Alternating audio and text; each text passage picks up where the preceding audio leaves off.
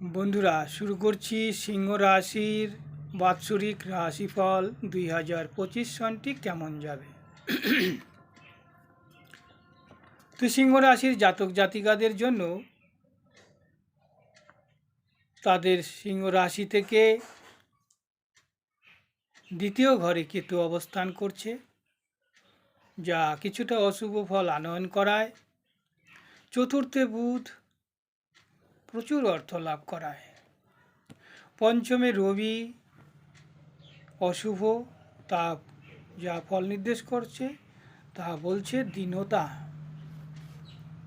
সপ্তমে শুক্র রাজ পূজা, সম্মান, ক্ষমতা, যশ ইত্যাদি লাভ। আর শনি সপ্তমে নির্দেশ করছে অনিষ্টপাত, সমস্ত রকম অশুভ ফল প্রদানকারী বিষয়বস্তুকে নাশ করবে, অর্থাৎ ধ্বংস করে দিবে। অষ্টমে রাহু কার্যনাশ, ক্ষতি, এ বিষয়ে সতর্ক থাকতে হবে।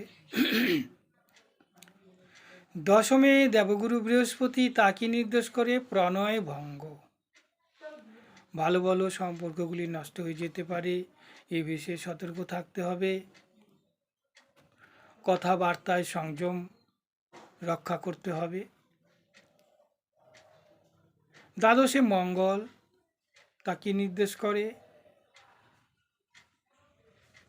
রোগ, ব্যাধি, যন্ত্রণা, বৃথা অর্থনাশ, বিনা কারণে অর্থ নষ্ট হওয়া, অপচয় হওয়া ইত্যাদি বিষয়। ধন্যবাদ।